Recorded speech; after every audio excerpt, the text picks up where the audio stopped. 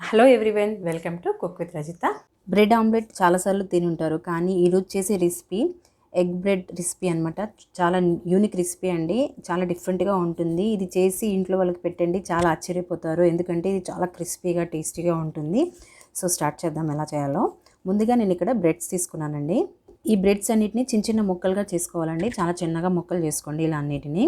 ఏ bread అయినా పర్వాలేదు, brown bread, milk bread ఏదైనా పర్వాలేదు. ఇలా బ్రెడ్ అన్ని ముక్కలుగా చేసిన తర్వాత ఇందులోకి ఒక పెద్ద సైజు ఆనియన్ని చిన్న చిన్న ముక్కలుగా కట్ చేసి పెట్టానండి. అలాగే ఒక క్యాప్సికమ్ని, అలాగే ఒక టమాటోని కూడా చిన్న చిన్న ముక్కలుగా కట్ చేసి పెట్టాను.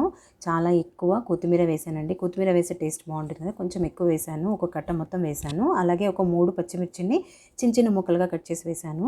ఇందులోకి ఒక ½ టీ స్పూన్ గరం మసాలా పొడి వేసానండి. అలాగే ఒక టీ స్పూన్ ధనియాల పొడిని వేసాను. కొద్దిగా కలర్ కోసం పసుపును కూడా వేసాను కొద్దిగా. అలాగే టేస్ట్ తగ్గట్టుగా సాల్ట్ని కూడా యాడ్ చేసుకోండి. ఇక్కడ నేను చిల్లీ ఫ్లేక్స్ వేస్తున్నానండి, ఒక టేబుల్ స్పూను. మీరు చిల్లీ ఫ్లేక్స్కి బదులుగా రెడ్ చిల్లీ కూడా పౌడర్ కూడా వేసుకోవచ్చు. నేను చిల్లీ ఫ్లేక్స్ ఎందుకు వేసానంటే పైన తినేటప్పుడు కనిపిస్తుంది కదండి, లుక్ అనేది చాలా బాగుంటుంది. తర్వాత ఇందులోకి అల్లం వెల్లుల్లి పేస్ట్ వేసానండి, ఒక టేబుల్ స్పూను. అలాగే ఇందులోకి చాట్ మసాలా పొడి వేసానండి కొద్దిగా. మీరు చాట్ మసాలా పొడికి బదులుగా నిమ్మరసాన్ని కూడా పిండుకోవచ్చు. చాట్ మసాలా పొడి వేస్తే తినేటప్పుడు టేస్ట్ అనేది మస్తు ఉంటుందండి, ఎమ్మి ఉంటుంది, అందుకోసం వేసాను. అలాగే ఇందులోకి 3 టేబుల్ స్పూన్ బైండింగ్ కోసము ఉప్మా రవ్వను వేసానండి, అదే సూజీ అంటారు కదా అది.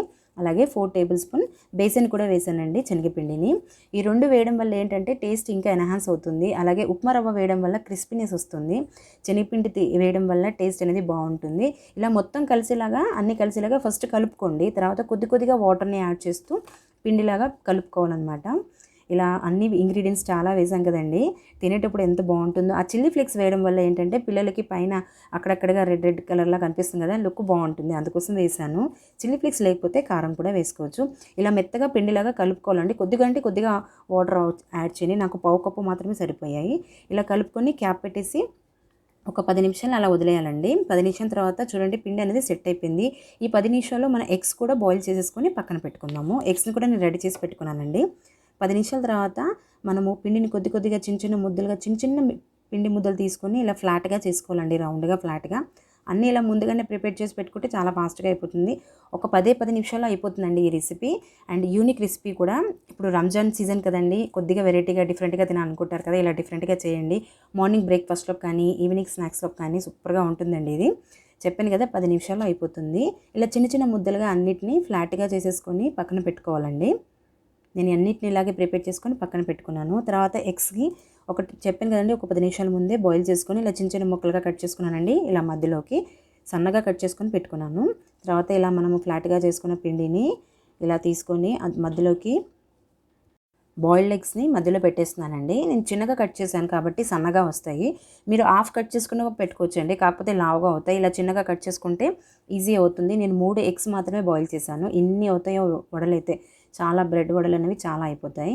ఇలా మధ్యలో పెట్టేసి పైన ఇంకొకటి ఫ్లాట్గా చేసుకున్న పిండి ముద్ద ఉంది కదండి, అది పెట్టేసి ఇలా క్లోజ్ చేసుకొని వడలాగా ఇలా క్లోజ్ చేసుకోవాలండి. చుట్టూ ఫస్ట్ ఇలా క్లోజ్ చేసేసుకొని తర్వాత ఫ్లాట్లా ఇలా ఒత్తుకోవాలండి.